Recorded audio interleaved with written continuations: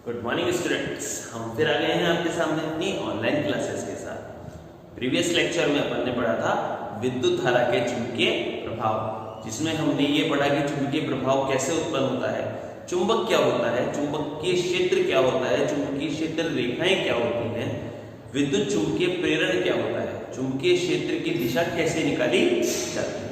ठीक है, इस क्लास में हम स्टार्ट करते हैं अपना टॉपिक धारा जनित्र।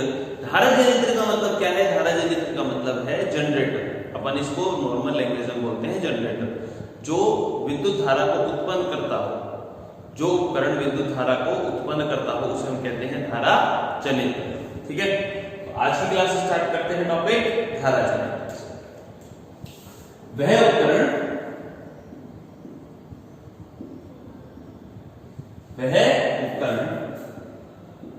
जो विद्युत धारा उत्पन्न करता हो,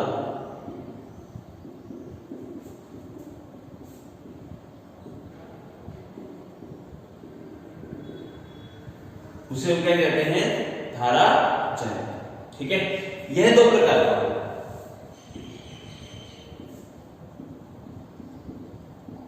एक होता है प्रत्यावर्ती धारा जनित्र और एक होता है विशिष्ट धारा।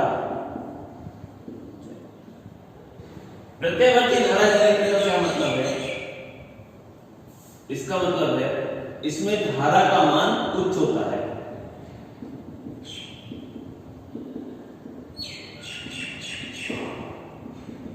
उच्च होता है का मतलब हम इनको किन किन उपकरणों में यूज ले सकते हैं?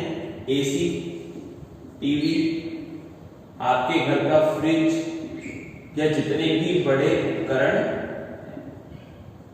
ठीक है, ओके।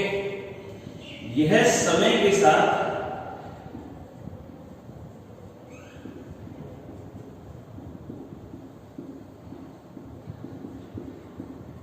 परिवर्तित होती है। विद्युत धारा जनित्र धारा का मान क्या होता है? निम्न। ठीक है, अब इसको कहां कहां यूज ले सकते हैं? मोबाइल चार्जर,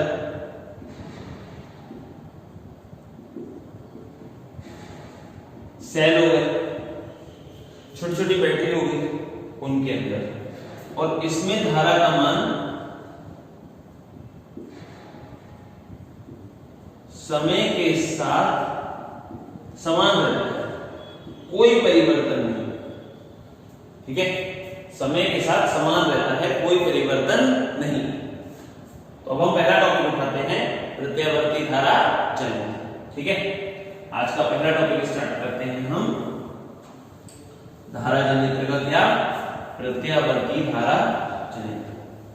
ठीक है, धारा जनित्र तो लिखा है, इसके आगे लिख देते हैं प्रत्यावर्ती धारा। ठीक है, सबसे पहले इसकी जो आकृति है, आकृति कैसे होती है? ठीक है,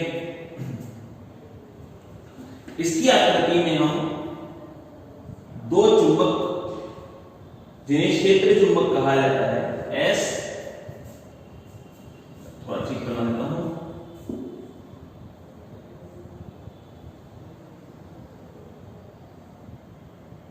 एस और ये।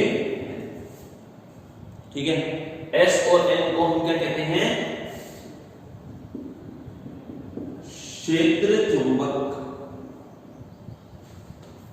ठीक है, हम इनके बीच एक आयताकार कुंडली रखते हैं। ठीक है, लोहे की बनी एक आयताकार कुंडली।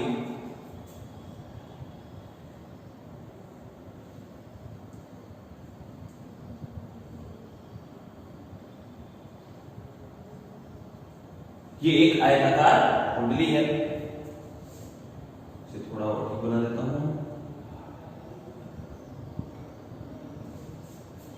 जिसे हम नाम देते हैं ए, बी, सी, डी। और इस आयताकार कुंडली को कहा जाता है आर्मेचर। इस आयताकार कुंडली को क्या कहा जाता है? आर्मेचर। ठीक है, अब इसके ये दो भाग हैं, इनके मध्य एक धुरी होती है। ठीक है, धुरी का मतलब आपने देखा होगा, आपका पंखा जो होता है उसमें एक रोड लगी होती है जिसके कारण पंखा घूमता है। आपने आपकी मोटर देखी होगी घर पे, जो अपन मोटर यूज लेते हैं पानी वाली मोटर, तो उसमें एक रोड लगी होती है जिसपे पीछे पंखा लगा होता है, वो घूमता है, तो वो क्या कहलाती है? धुरी। ऐसी होती है, इस पर यहाँ पंखे लगे होते हैं, जब ये घूमती है तो साथ में ये भी घूमना चालू करती है। ठीक है, तो हम इमेजिन करते हैं यहाँ पर क्या है हमारी ये धुरी। ठीक है, समझ में आ गया आपको अच्छे से? यहां पर एक वलय लगी होती है सर, इसको बोलते हैं S1 और इसे बोलते हैं हम S2। ठीक है, इसे बोलते हैं S1, इसे बोलते हैं S2। इसको थोड़ा तरीके से लिख देता हूं, S1 S2। यहां पर एक ब्रश होता है और यहां पर भी एक ब्रश होता है, ये होता है B1 और इसे बोला जाता है B2। ठीक है, और इनके साथ यहां जुड़ा होता है आपका लोड।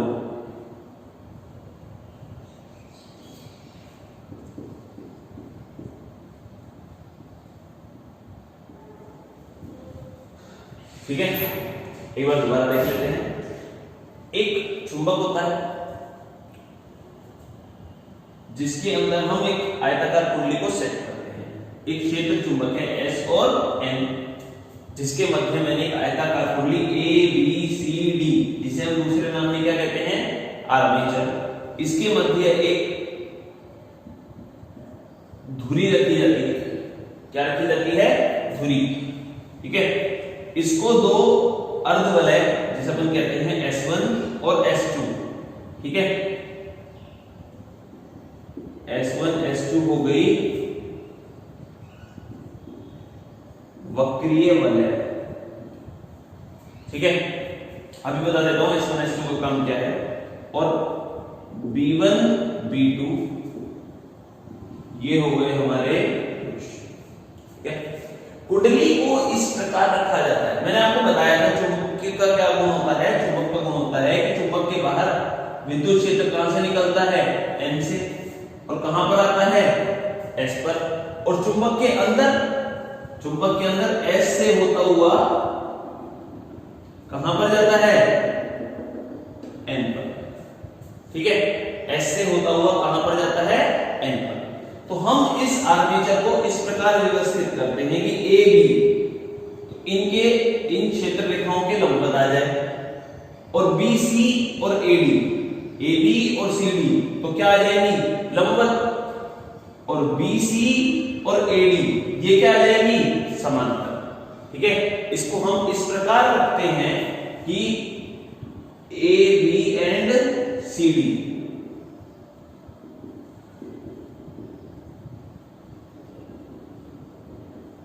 चुंबकीय क्षेत्र रेखाओं के क्या आ जाए? लंबवत। AB और CD, BC और AD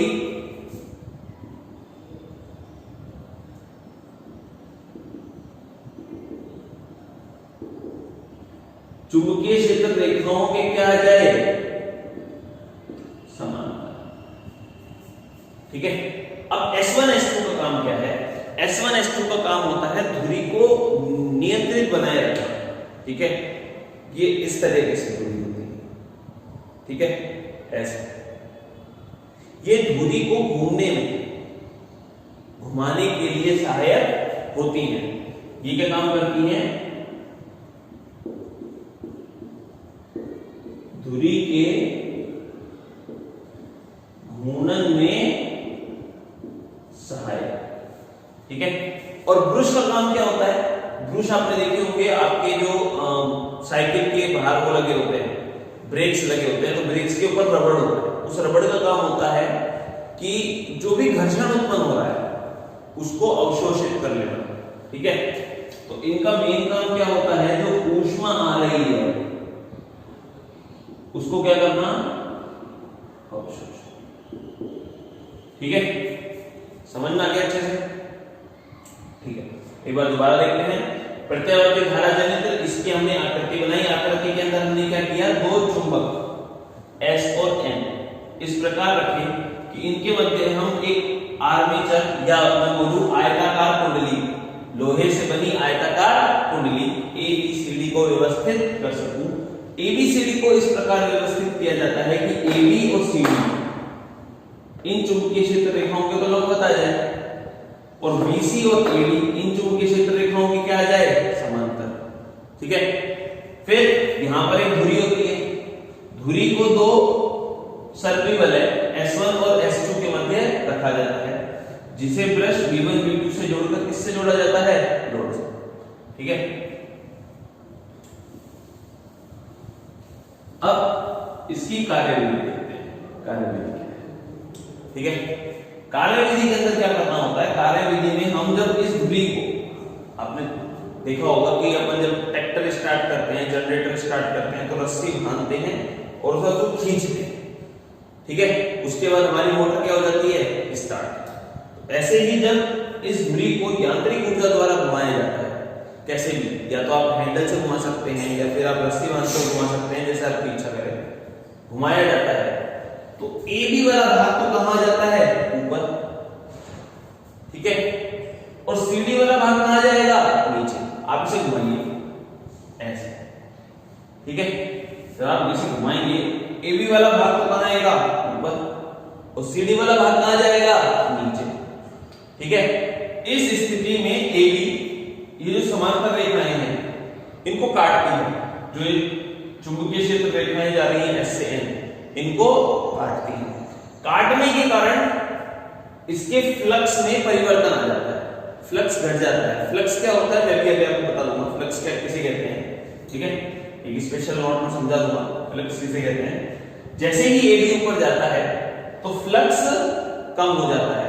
ठीक है, और अर्धचक्रण बाद AB तो कहां पहुंच जाएगा, CD की जगह। जब ये आधा रोटेशन ले लेगी तब AB तो कहां पहुंच जाएगा, CD की जगह, और CD कहां पहुंच जाएगा, AD की जगह। ठीक है, आधे चक्रण में चुंबकीय फ्लक्स बढ़ जाता है। ठीक है, चुंबकीय फ्लक्स घटने पर तो क्लॉकवाइज विद्युत धारा प्रवाहित होती है, और चुंबकीय फ्लक्स बढ़ने पर एंटी क्लॉकवाइज विद्युत धारा प्रवाहित होती है। ठीक है, देखते हैं एक बार यहां पर थोड़ी सी थ्योरी लिखता हूं ताकि आप समझ पाए।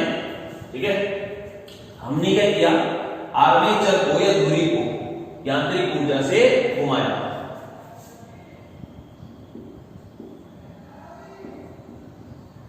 आर्मेचर को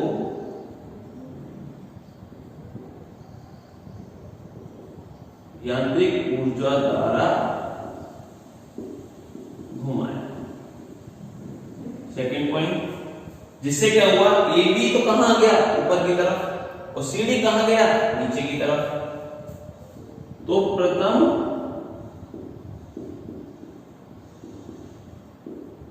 आधे चक्कर में, आधा चक्कर क्यों बोल रहा हूं, क्योंकि जब AB घूमकर वापस AB की कंडीशन पर आ जाएगा तो कैसा चक्कर हो जाएगा, पूरा। ठीक है, प्रथम आधे चक्र में AB ऊपर व CD कहां जाता है, नीचे जाता है। ठीक है, तीसरा पॉइंट, इस स्थिति में चुंबकीय फ्लक्स घट जाता है।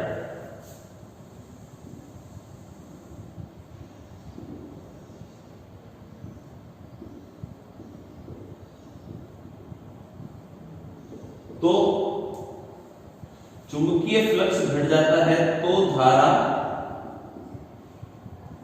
कैसी बहेगी, क्लॉकवाइज।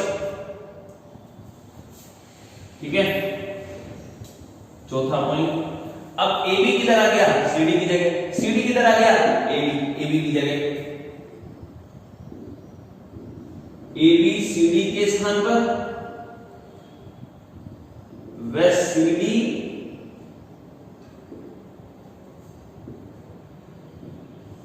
AB के स्थान पर आ जाता है। ठीक है, पांचवा पॉइंट। अब आधे चक्र बाद क्या होगा, AB तो इधर चला गया, CD किधर आ गया, इधर, तो अब CD तो कहां आएगा, ऊपर, और AB कहां जाएगा, नीचे।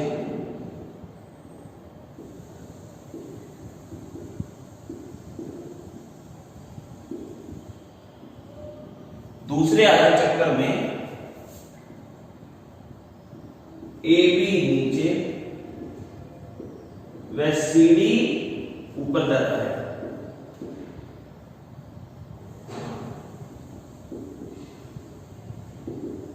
ठीक है,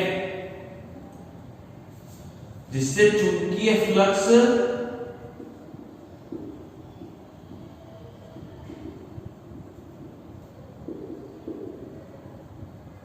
बढ़ जाता है। ठीक है, तो धारा कैसी हो जाएगी,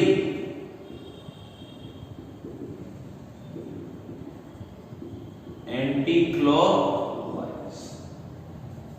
ठीक है, समझ में आ गया। इसका ग्राफ देखते हैं एक बार। ठीक है, ये समय के अकॉर्डिंग हमारी धारा का ग्राफ है। ठीक है, हमने जब यांत्रिक ऊर्जा द्वारा घुमाया, AB कहां गया, ऊपर की ओर, CD कहां गया, नीचे की ओर। तो पहले जो धारा कितनी थी, 0। पहले धारा कितनी थी, 0। जब हमने इसको घुमाया तब AB ऊपर की ओर, तो विद्युत धारा कैसे प्रवाहित होगी, क्लॉकवाइज। ठीक है, जब AB ऊपर की ओर आएगा तब इस स्थिति पर धारा क्या होगी, अधिकतम, और जब ये वापस नीचे जाएगा तब धारा क्या होती जाएगी, कम। तो जैसे जैसे AB ऊपर आता जाएगा और ऐसी अवस्था में आ जाएगा तो धारा हमारे पास क्या हो जाएगी, अधिकतम। और फिर ये ऐसे से ऐसे जाएगा तो धारा क्या होती जाएगी, कम। फिर से कितनी होगी, 0। अब आधे चक्कर में AB कहां जा रहा है, नीचे, और CD कहां आ रहा है, ऊपर।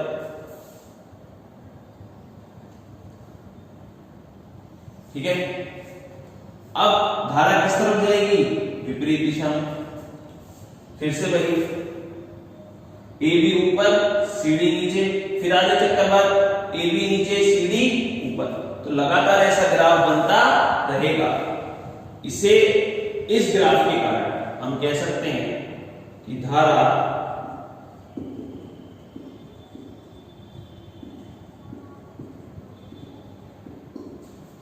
समय के साथ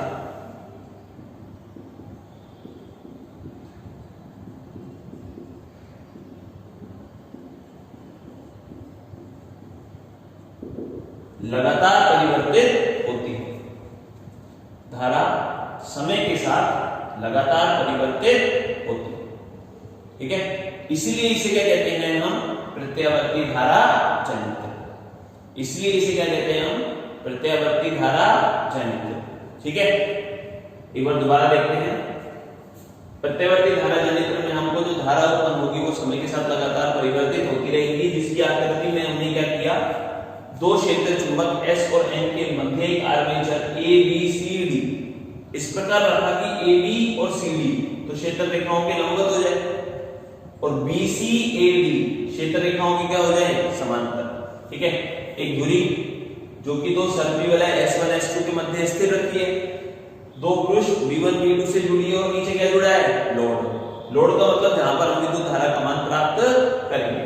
ठीक है, जैसे ही मैंने इस आर्मेचर को या धुरी को घुमाया, ठीक है, यांत्रिक ऊर्जा द्वारा घुमाया, तो AB तो कहां जाएगी, ऊपर, और CD कहां चली जाएगी, नीचे। ठीक है, AB तो कहां चली जाएगी, ऊपर, और CD कहां चली जाएगी, नीचे। समझ में आ गया। जब ये ऊपर आएगी तो ये चुंबकीय फ्लक्स का मान कम कर देगी, जिसके कारण यहां पर धारा जो होगी वो कैसी हो जाएगी, क्लॉकवाइज। ठीक है, दूसरे आधे चक्र में ए बी तो किसकी जगह चली गई, सी डी की जगह, सी डी किसकी जगह आ गई, ए बी की जगह। अब ए बी कहां जाएगी, नीचे, और सी डी कहां आएगी, ऊपर। इस स्थिति में चुंबकीय फ्लक्स का मान बढ़ जाता है और धारा कैसी आती है, एंटी क्लॉकवाइज। ये हो गया प्रथम आधा चक्र, फर्स्ट, धारा क्लॉकवाइज, ठीक है। और ये हो गया सेकंड, धारा कैसी आ रही है अब, एंटी क्लॉकवाइज, फिर क्लॉकवाइज, फिर एंटी क्लॉकवाइज, फिर क्लॉकवाइज, फिर एंटी क्लॉकवाइज। तो धारा समय के साथ लगातार क्या होती जा रही है, परिवर्तित, इसलिए इसे हम क्या कहते हैं, प्रत्यावर्ती धारा। और इस जनित्र को क्या कहते हैं, प्रत्यावर्ती धारा जनित्र, ठीक है। इसके नोट्स आपको मिल ही जाएंगे, तो आप उनको आराम से पढ़िएगा, ठीक है। अब नेक्स्ट टॉपिक स्टार्ट करते हैं, दिष्ट धारा जनित्र, फिर मैं आपको बताऊंगा चुंबकीय फ्लक्स क्या होता है, ठीक है।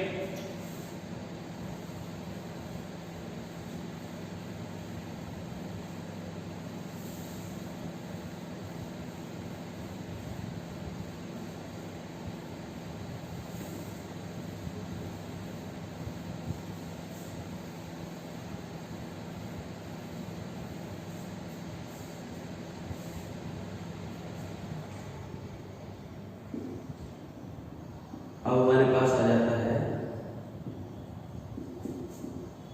दिष्ट धारा।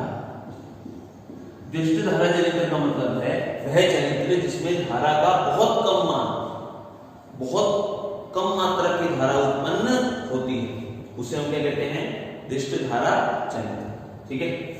इसकी आकृति देखते हैं।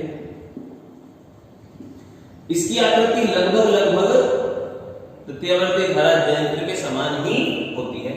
इसमें भी दो क्षेत्र चुंबक होते हैं, S और N, जिनके मध्य आयताकार कुंडली या हम बोले आर्मेचर,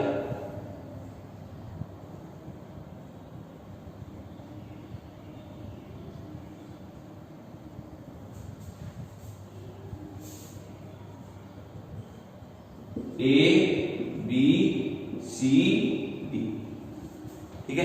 अब बस इसके अंदर अंतर क्या है, इसके अंदर अंतर ये है कि यहां पर दो कम्यूटेटर लगे होते हैं। अभी बताता हूं आपको कम्यूटेटर क्या होता है।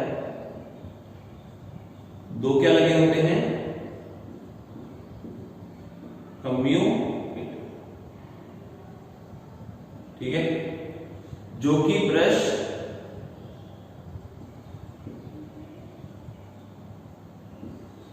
B1 B2 के साथ जुड़े होते हैं और ये जुड़ा होता है लोड से, ठीक है। अब कम्यूटेटर क्या होता है, आपने मशीनों में देखा होगा, मशीनों में एक बीच में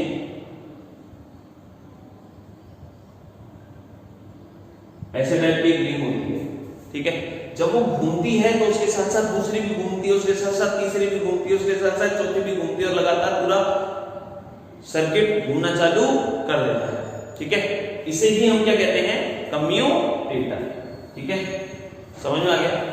आपने देखी होगी घड़ियों में एक मतलब ऐसी नुकीली सी टाइप की गोल सी संरचना होती है जिसके साथ दूसरी संरचना जुड़ी होती है।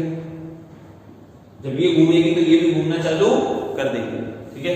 इसे कहते हैं हम कम्यूटेटर, ठीक है। एक बार आकृति दोबारा देख लेते हैं। दो क्षेत्र चुंबक S और N के मध्य हमने क्या रखा है, आर्मेचर ABCD। फिर ABCD उसी प्रकार रखा गया कि चुंबकीय क्षेत्र रेखाएं AB और CD के तो लंबवत, BC और AD के क्या हो, समांतर। इस बार हमने दो कम्यूटेटर यूज लिए हैं, ये है C1, ये है C2, जिनको दो ब्रश B1 B2 के साथ जोड़कर हमने किससे जोड़ दिया, लोड से। यहां पर C1 C2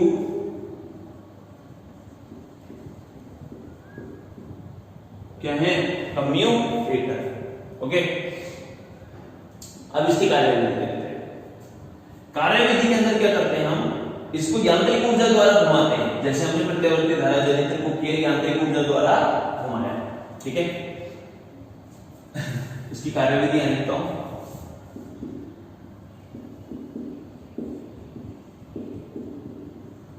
आर्मेचर को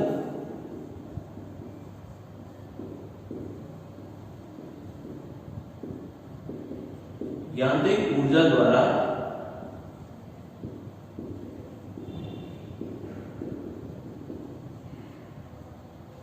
घुमाया जाता है। ठीक है, आर्मेचर को यांत्रिक ऊर्जा द्वारा घुमाया जाता है। सेकंड पॉइंट, इस स्थिति में C1 पॉजिटिव होता है, जिससे V1 भी क्या हो जाता है, पॉजिटिव। C2 नेगेटिव होता है तो V2 भी क्या हो जाता है, नेगेटिव। ठीक है, तो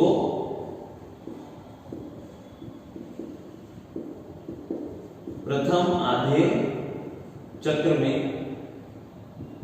C1 V1 से जुड़ा होता है,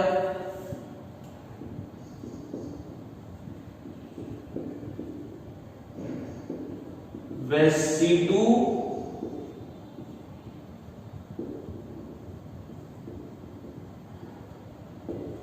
V2 से जुड़ा होता है। इस स्थिति में क्या होता है, C1 क्या हो जाता है, पॉजिटिव, तो B1 भी क्या हो जाता है, पॉजिटिव, और C2 क्या हो जाता है, नेगेटिव, तो B2 भी क्या हो जाता है, नेगेटिव। ठीक है, जब हमने आधे चक्र में किया, AB ऊपर की तरफ, CD नीचे की तरफ, तो C1 पॉजिटिव होता है तो B1 भी क्या हो जाता है, पॉजिटिव। C2 नेगेटिव होता है तो B2 भी क्या हो जाता है, नेगेटिव। ठीक है, अब जैसे ही AB CD की जगह जाएगा और CD कहां जाएगा, AB की जगह, तो C1 की जगह तो क्या आ जाएगा, C2, और C2 की जगह क्या आ जाएगा, C1। ठीक है,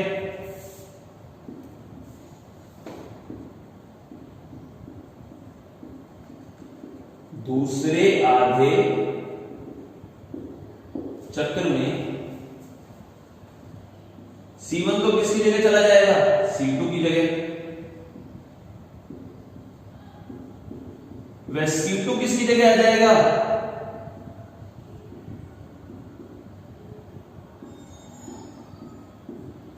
C1 की जगह। B1 B2 अपनी स्थिति परिवर्तित नहीं करेंगे, बहुत इंपॉर्टेंट लाइन, B1 B2 स्थिति नहीं बदलते। ठीक है, स्थिति नहीं बदलते, जिससे क्या हो जाएगा, C2 तो किससे,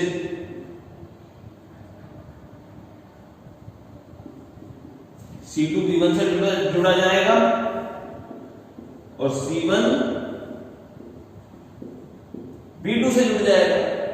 अब दूसरे आधे चक्र में क्या होगा, C2 क्या हो जाएगा, पॉजिटिव। पहले C2 क्या था, नेगेटिव, अब C2 क्या हो गया, पॉजिटिव। C2 पॉजिटिव हो गया तो फिर से B1 क्या हो गया, पॉजिटिव। ठीक है, और पहले C1 क्या था, पॉजिटिव, अब C1 क्या हो जाएगा, नेगेटिव। अब C1 के साथ कौन जुड़ा है, B2, तो B2 फिर से क्या हो गया, नेगेटिव। ठीक है, B2 फिर से क्या हो गया, नेगेटिव। मतलब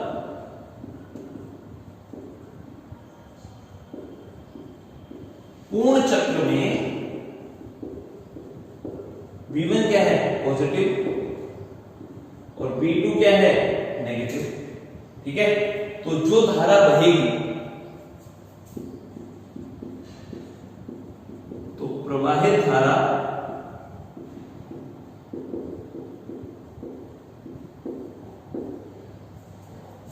समय के साथ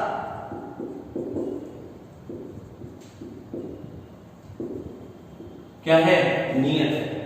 समय के साथ क्या है, नियत है, इसीलिए इसे हम क्या कहते हैं, दिष्ट धारा जनित। ठीक है, एक बार दोबारा रिकॉल कर लेते हैं। आकृति में क्या है, दो क्षेत्र चुंबक S और N के मध्य हमने एक आर्मेचर रखा है AB CD। इसको फिर इस अकॉर्डिंग रखा गया है कि AB और CD तो इन क्षेत्र रेखाओं के लंबवत हो, BC और AD इन क्षेत्र रेखाओं के क्या हो, समांतर। यहां पर हमने दो कम्यूटेटर यूज किए हैं, कम्यूटेटर C1 C2, C1 के साथ जुड़ा है B1, C2 के साथ जुड़ा है B2। जब प्रथम आधे चक्र में घुमाया जाएगा तो C1 किसके साथ जुड़ा है, B1 के साथ, C2 किसके साथ जुड़ा है, B2 के साथ। इस स्थिति में C1 पॉजिटिव तो B1 पॉजिटिव, C2 नेगेटिव तो B2 भी नेगेटिव। ठीक है, अब आधे चक्र बाद AB तो कहां चला जाएगा, CD की जगह, और CD कहां जाएगा, AB की जगह।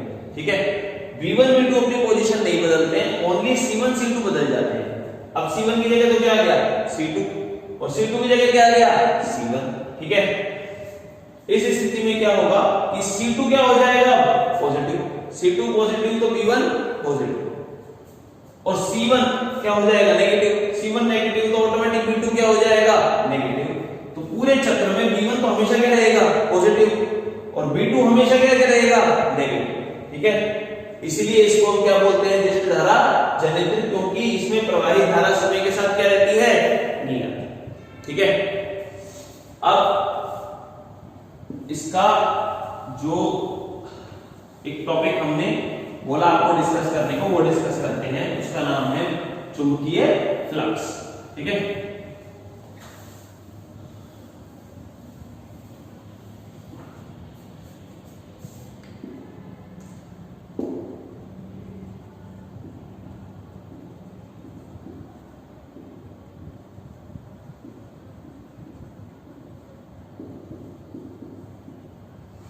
चुंबकीय फ्लक्स। ओके, चुंबकीय फ्लक्स का मतलब क्या है, हमारे पास एक ये कोई सतह है जिसको हम नाम दे देते हैं PQRS। ठीक है, RS, और ये कौन से क्षेत्र में रखी है,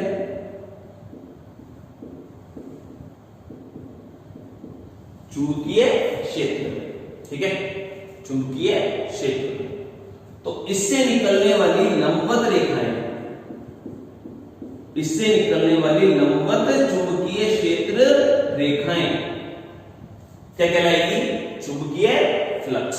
ठीक है, किसी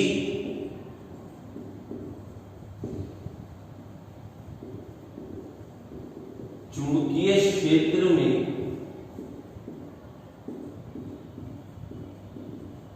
रखी वस्तु की सतह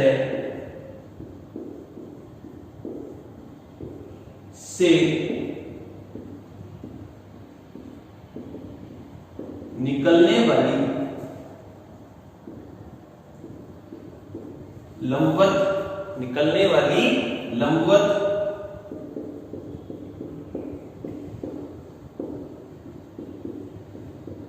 क्षेत्र रेखाओं की संख्या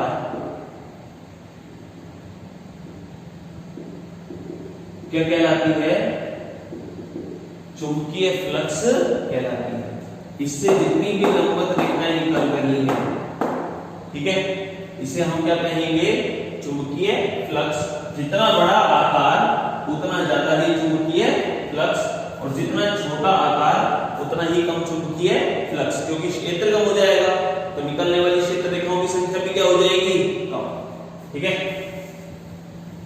तो ये था आपका टॉपिक विद्युत धारा के चुंबकीय प्रभाव। उम्मीद करता हूं आपको अच्छे से समझ में आया होगा। हमने जो भी अपनी क्लासेस के अंदर अब तक आपको पढ़ाया है, विद्युत धारा से रिलेटेड टर्म्स और चुंबकीय प्रभाव से रिलेटेड टर्म्स, तो आपको अच्छे से समझ में आई होंगी।